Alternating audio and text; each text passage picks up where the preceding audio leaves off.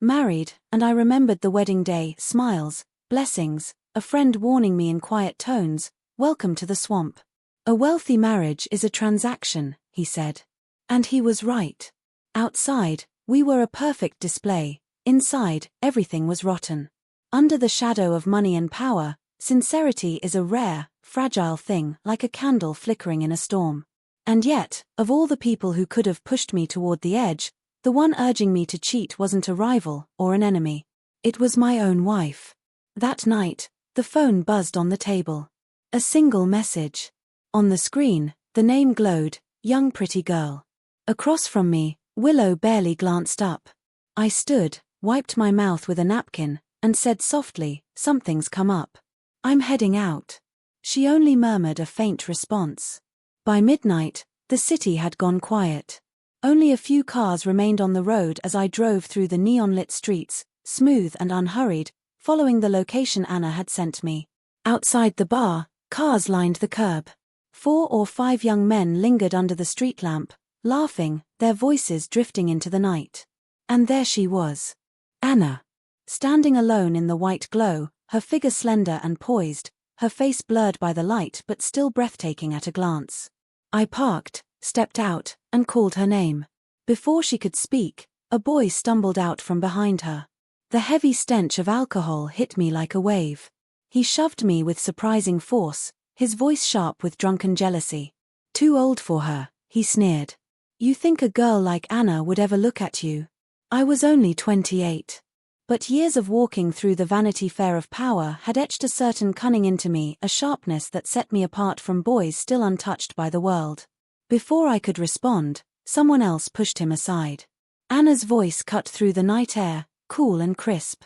He's my senior. The boy froze. She didn't stop there. My circle of friends doesn't need you to interfere, classmate Martin. We are nowhere near familiar enough for that. Her words landed like slaps. Perhaps you should find a teacher to remind you what manners are. His face went pale, his heart cracking in silence. I'd met Anna in a bar too. Back when Willow's scandals were splashed across the headlines, dragging down the company, I had drowned my frustration in whiskey and noise. The bartender had joked, maybe I'd find a beauty to lift my spirits. I hadn't answered. But on my way to the restroom, I stumbled into a confession scene, some poor boy bearing his heart, only to leave crushed. And then she turned. Anna Shu. The heiress born with a golden spoon so pure it could blind you. In that instant, instinct made my choice. I stepped forward, lightly touched her shoulder, and said, heiress. I'm not like those other men. I smiled faintly. I'm a man with a wife. She was speechless. A beauty like Anna wasn't just a distraction, she was power wrapped in silk. Winning her favor could revive a man worn down by life. Billion-dollar contracts could fall into my hands like ripe fruit. Pleasing her was far simpler than fighting old foxes in boardrooms. Years after graduation, I shamelessly played the part of a concerned senior, using every network, every connection, cloaking my approach under the guise of care. Once upon a time, seduction had been my craft. Mature women, innocent girls, proud sundaries, I'd charmed them all. But Anna was different. Every move I made, she deflected with precision, wrapping it neatly in the righteous label of senior looking after a junior. Just like tonight. Out of care, I had come to pick up a drunken girl. When I started the car, Anna was already in the passenger seat. Sorry to trouble you today, she murmured. I leaned over, pulled her seatbelt across, clicked it into place. Her breath caught, she went silent. I caught a faint trace of citrus on her skin. Our eyes met. Our noses nearly touched. I smiled. Why'd you stop talking? Anna bristled, pushing me back. What are you doing? Too close. Her ears flushed red like a startled cat. Biting her lip, she muttered, George, can't you talk properly? Always troubling you like this. I don't even know how to thank you. One hand on the wheel, I said quietly, we're fellow disciples. No need for thanks. If you really don't know how, you might as well marry me. She flared up instantly. George. I only answered calmly. Then, with a glance at her profile, I asked, what orders does the heiress have for me? The heiress frowned. The heiress fell silent. The heiress was, for once, unsettled. After a long pause, she whispered, "You're not an old man." I turned to her at the red light, watching her chin rest lightly on her hand, her half-lidded eyes locked on mine. The ring on my finger caught the light, gleaming like it was daring the world to notice. A wedding band. In our circle, most people didn't bother with such symbols. Love and fidelity were luxuries no hollow marriage could afford. So I stood out, and at first, they laughed, calling me a henpecked husband. I never argued. In a way, I wore that ring like armor, a silent badge of pride. Let them call me a simp. Let them think I tolerated everything for a scrap of affection. That night, as the traffic light turned from yellow to green, Anna's voice cut through the quiet of the car. Calm, deliberate. "I don't date men who already have wives." The next day, I found myself at an auction, a place where wealth displayed itself in glittering excess. My brother David spotted me, dark circles under my eyes. "Finally found someone," he teased. I only shook my head, tired, worn from playing chauffeur to someone else's whims in the middle of the night. My eyes, however, were fixed elsewhere. The antique necklace on the block was a marvel, intricate, exquisite, glinting under the auction lights. My plan was simple: win it, and tomorrow it would go to Madame Chou. Business was about reading people, catering to their desires, mastering the art of giving. The auction began. Paddle raised, I made my move. 3 million. 3.2. 3.5. My heart remained steady, but the tension thickened. 3.8. Silence. And then, 4 million. A voice cut through the room. I turned instinctively. There was Willow, nestled in Makoto's arms, paddle still raised, smiling straight at me. He yawned lazily, oblivious, while she matched my bid step for step: 4.2, 4.3, 4.4, 4.5. The crowd looked away, pretending disinterest but drinking in the spectacle of our unraveling. I walked toward her, frown creasing my brow. "I remember you said gold jewelry was tacky," I said. She rolled her eyes, mockery dripping from her voice. "I just suddenly feel like that necklace suits me." Her hand rested above her chest, Makoto's hand entwined with hers, eyes gleaming with playful challenge. "Don't you think it would look perfect here, Makoto?" she cooed. He hurried to agree, and her peach blossom eyes flicked to me in deliberate mischief. Years of restraint nearly shattered in that instant. Willow had always enjoyed this, the endless parade of suitors, the games, the humiliation. I remembered the only time I'd ever truly lost control, punching one of them 2 years ago. I barely recalled his face, only how Willow had lit up at my anger, pressing my hand to her cheek, whispering, "Honey, if he upsets you, let me handle it. No need to dirty your hands." I said nothing, turned, and walked out. Inside, the gavel fell. Outside, I watched as staff directed Willow and Makoto to finalize their purchase. As she received the necklace, paying for it with a smile meant to taunt me, my mood lightened. I pulled out my phone, typing a message to Anna. "Where are you?" "Laboratory," she replied. "Haven't had dinner again, have you?" I typed. The little bubble blinked, and lingered. No reply.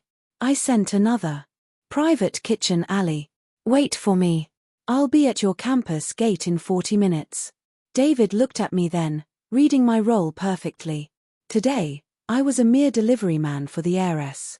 I smiled at him. "I'm a businessman," I said. 40 minutes later, Anna was there, frozen at the school gate like a startled little bird.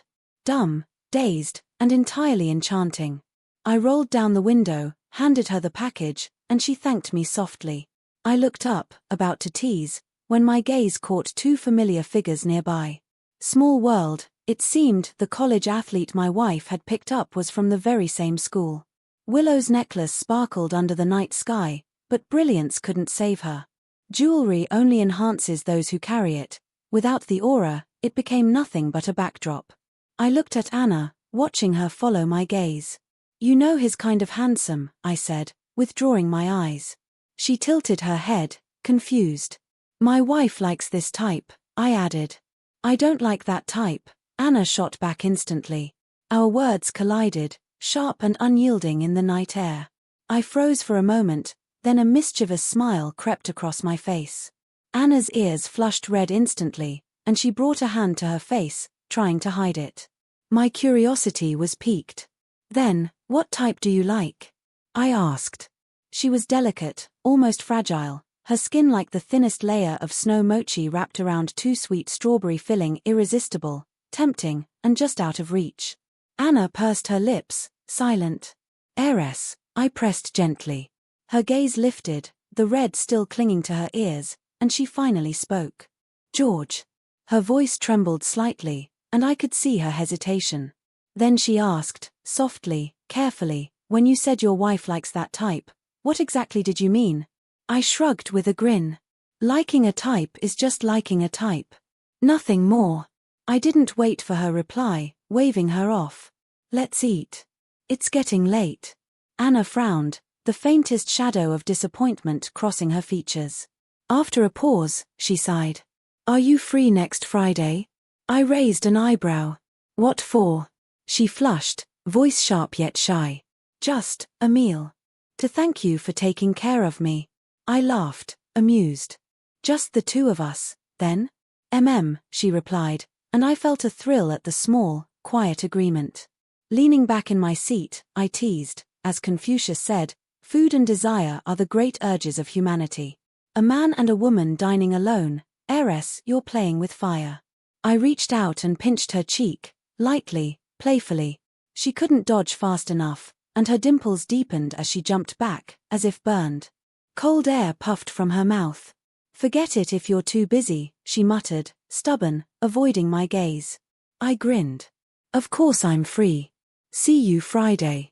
The next morning, I didn't expect Makoto to approach me so quickly.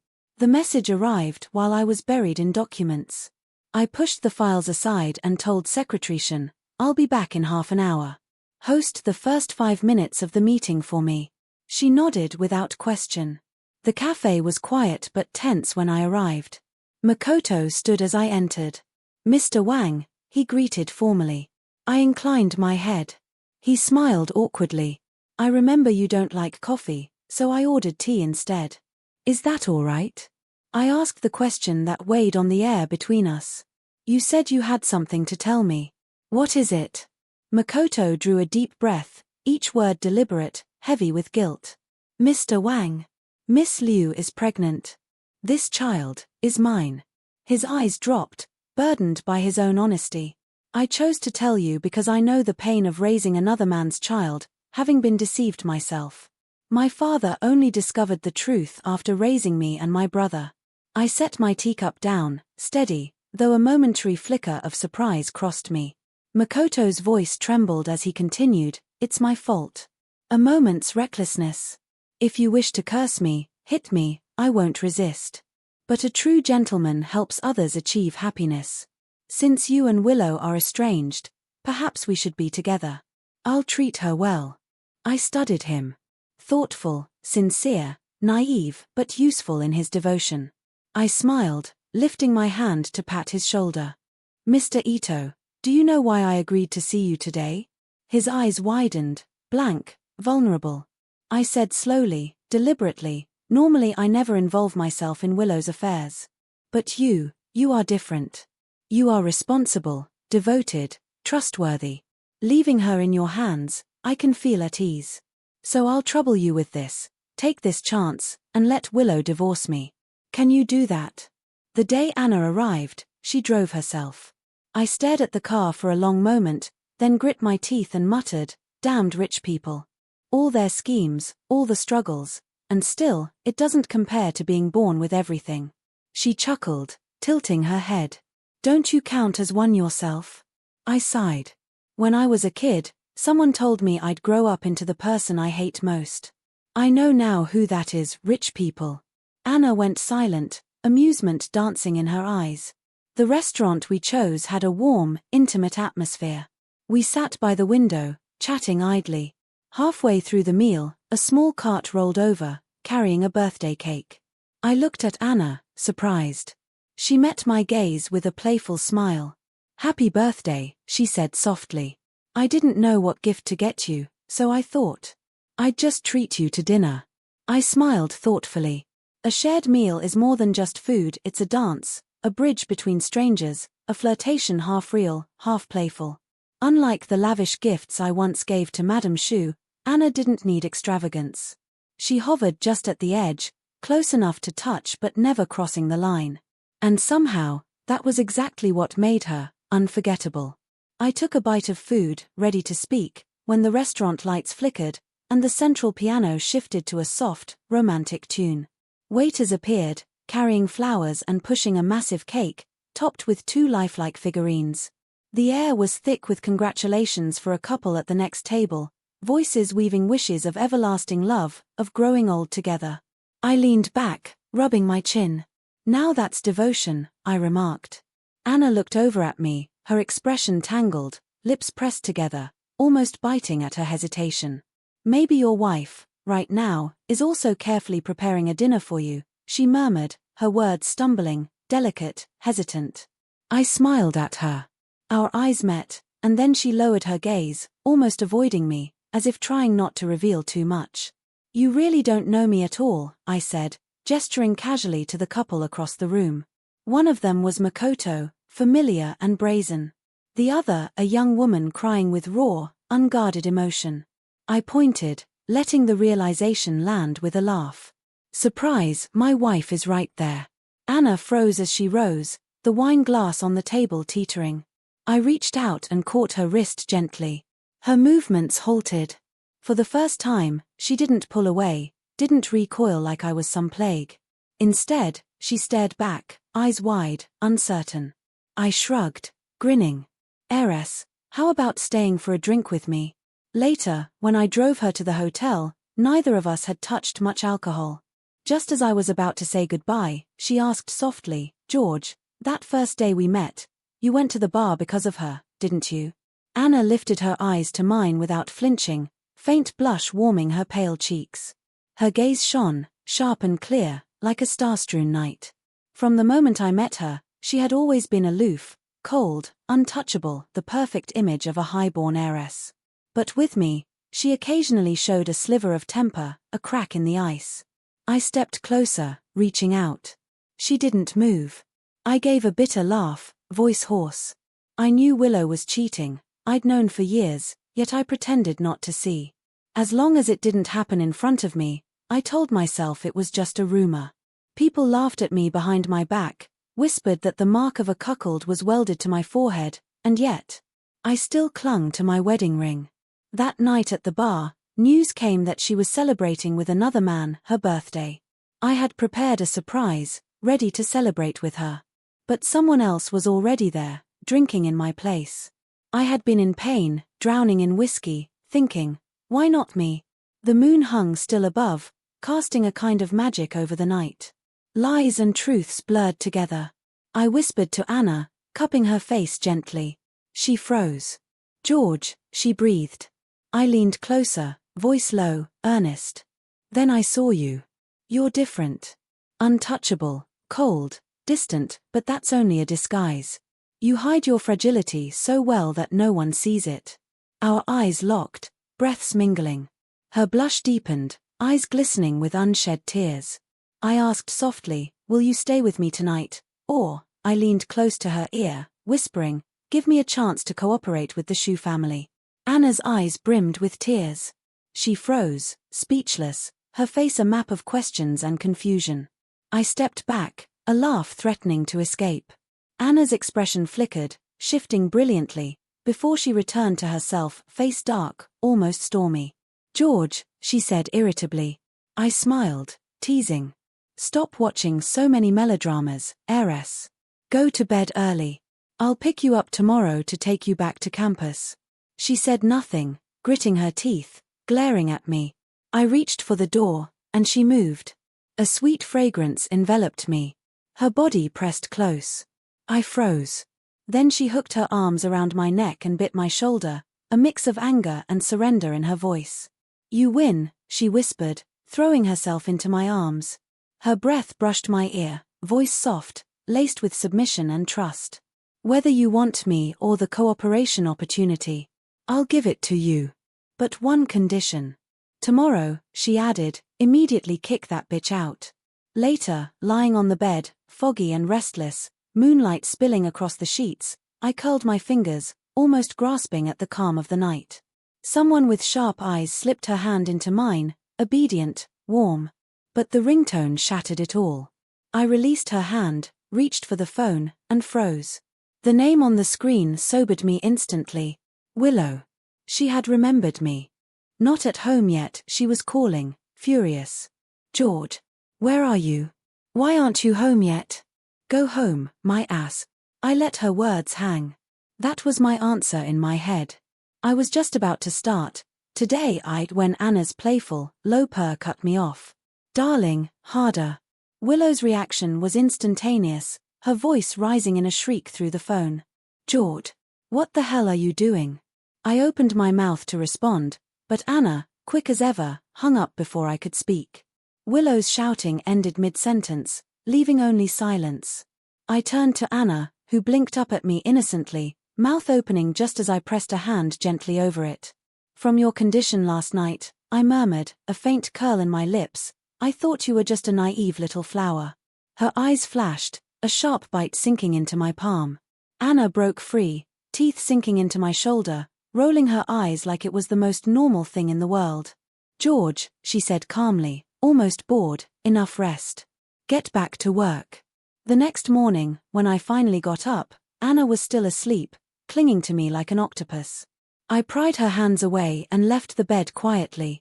My phone lit up over 40 missed calls, all from Willow. Driving past the mall, I paused, then pulled over. By the time I reached home, it was nearly noon. Willow was slumped on the living room sofa, hair messy, clothes disheveled, a cake still perched on the coffee table like a sad reminder of celebration gone wrong. I stepped over, reaching to smooth her long hair, but she grabbed my hand, eyes red-rimmed, voice trembling. George, where were you last night? Who were you with? Her gaze flicked down, noticing the ring missing from my finger. Your ring. Where's your ring? Honey, where's your ring? I smirked, holding back a laugh. I took it off, I said, reaching into my bag. I brought you a gift. From the shopping bag, I pulled out something sharp, a bright emblem of betrayal. Tardier. I placed it deliberately on her finger, then stepped back to admire my handiwork. There we go, I said, calm as a summer breeze. This mark of cheating suits you better than anyone else.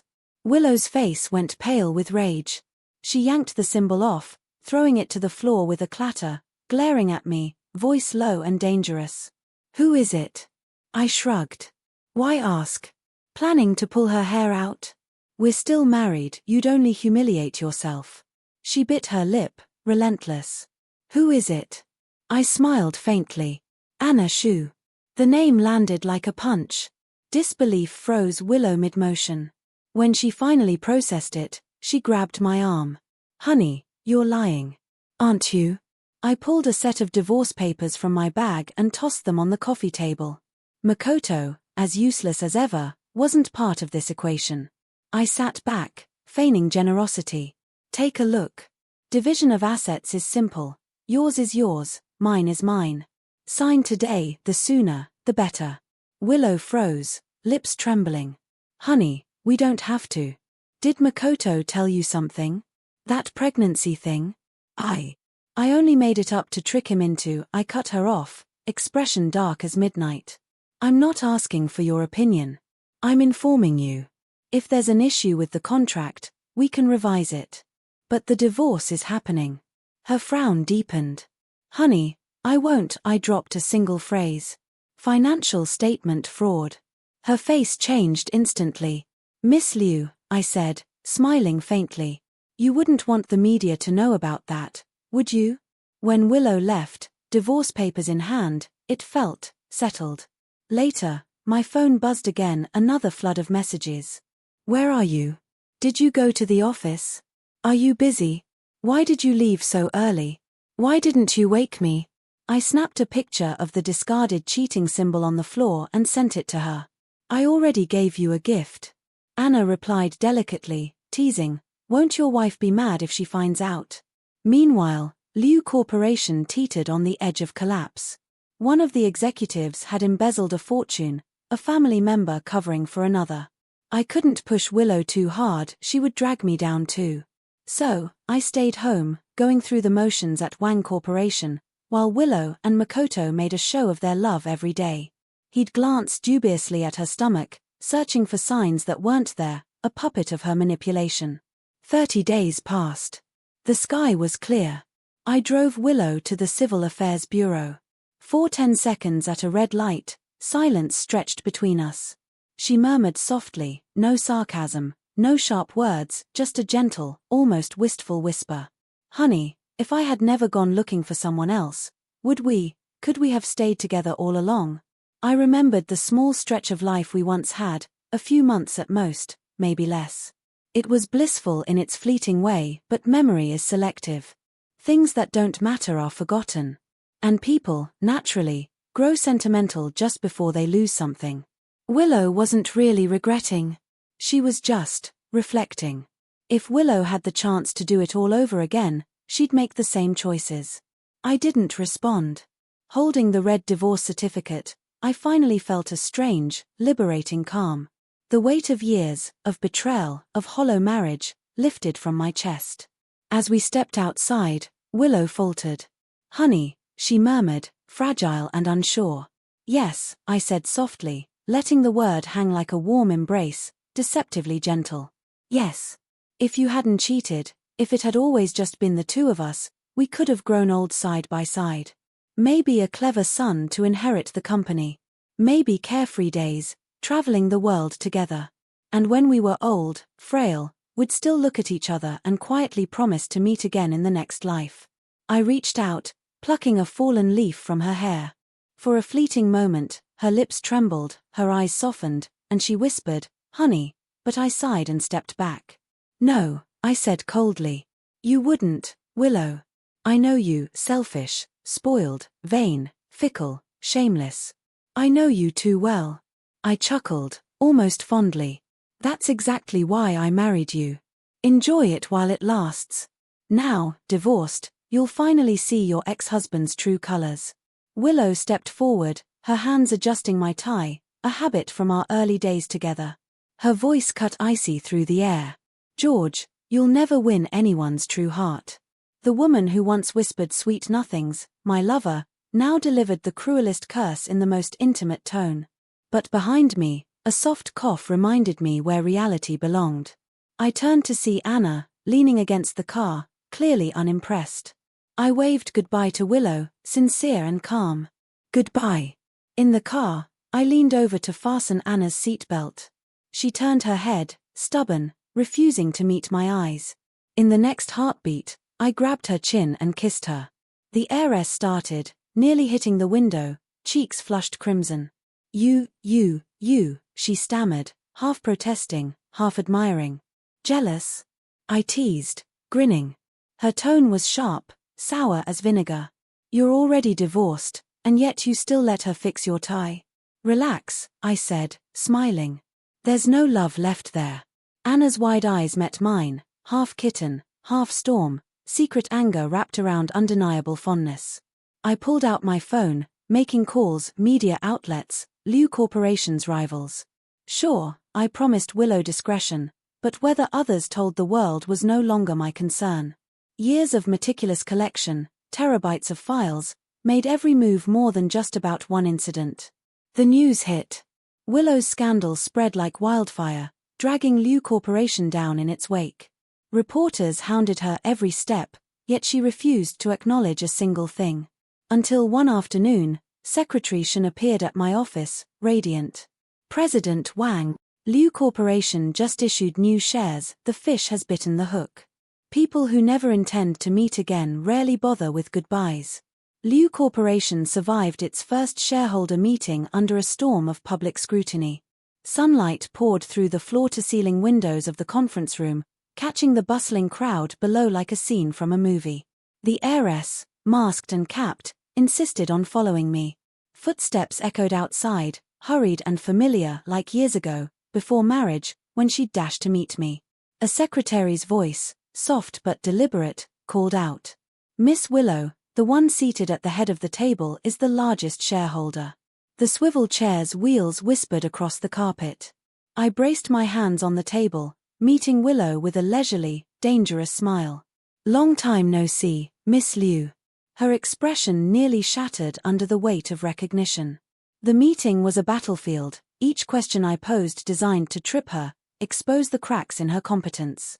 Tears threatened at her eyes, storm clouds gathering on her face, and my satisfaction grew with every falter.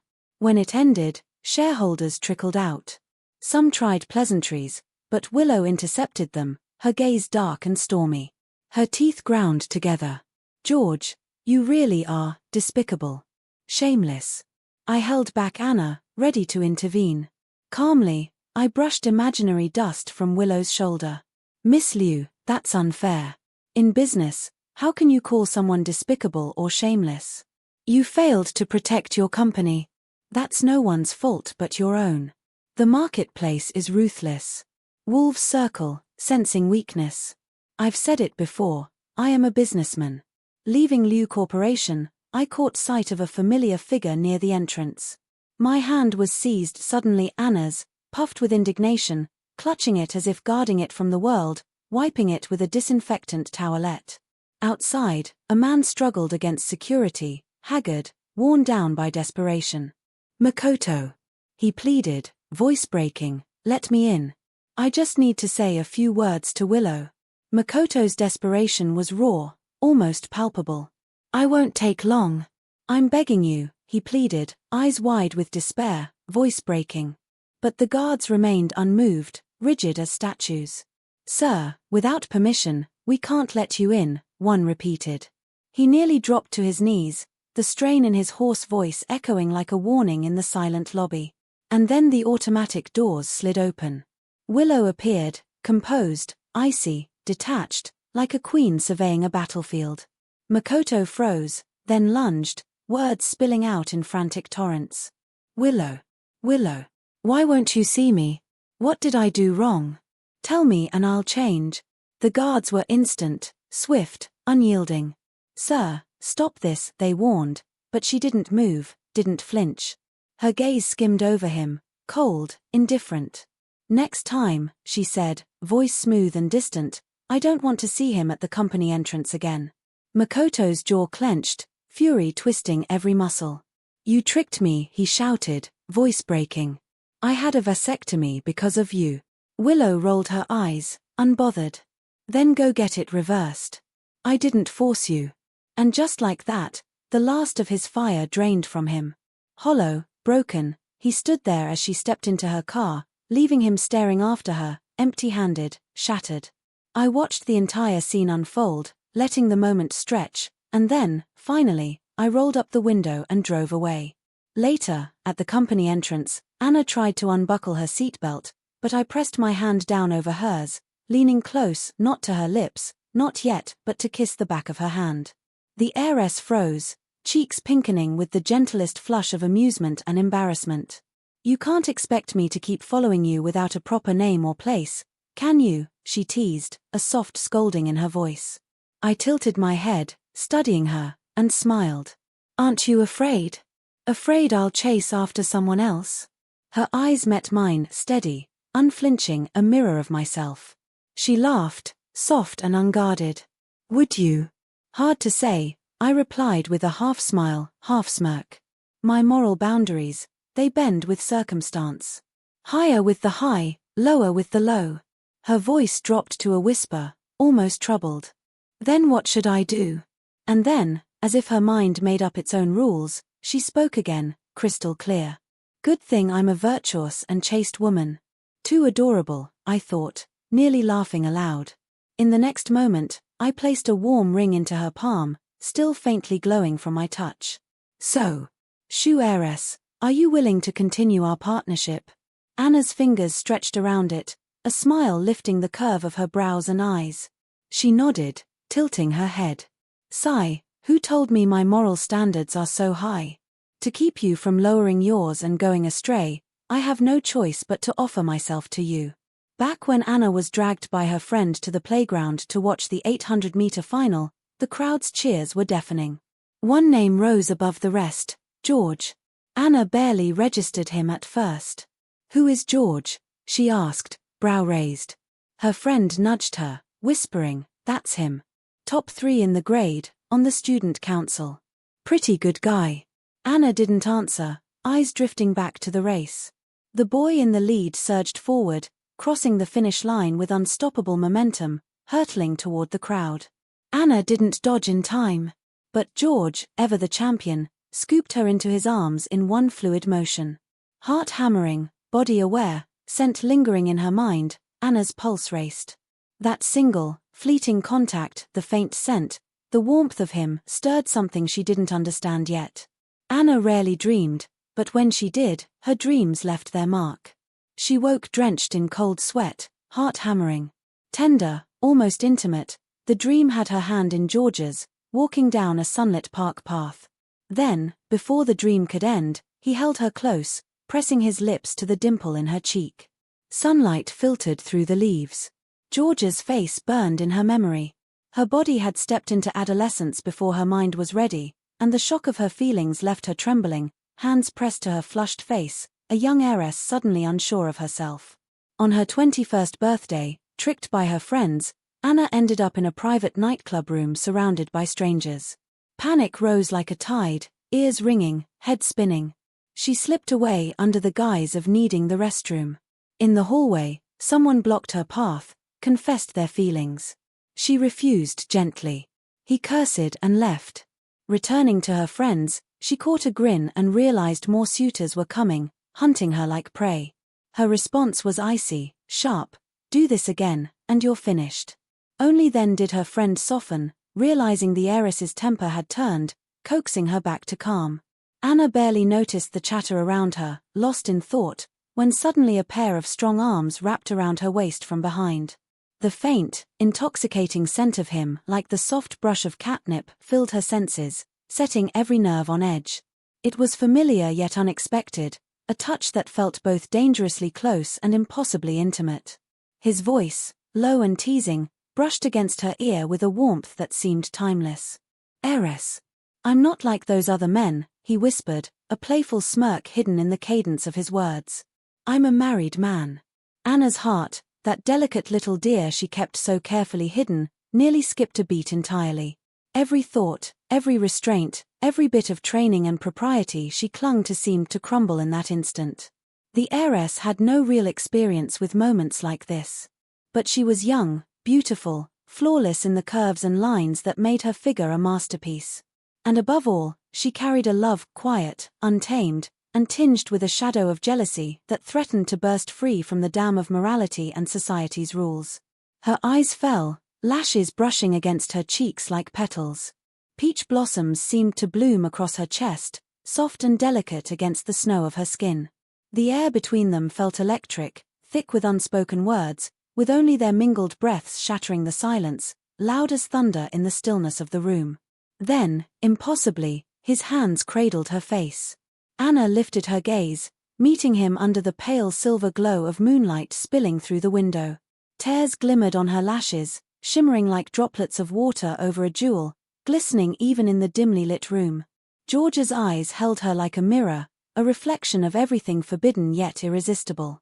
"Are you a cat?" he asked suddenly, teasing, the words soft but carrying weight she couldn't ignore. In that instant, Anna's mind flickered back to a childhood memory, a nursery rhyme, innocent and sweet. In the snow, a group of little painters had come, each drawing with care. The chicks had etched bamboo leaves, the kittens had painted peach blossoms. A faint, almost shy smile tugged at her lips. Compelled by a force she couldn't resist, she lifted her arms and wrapped them around his neck.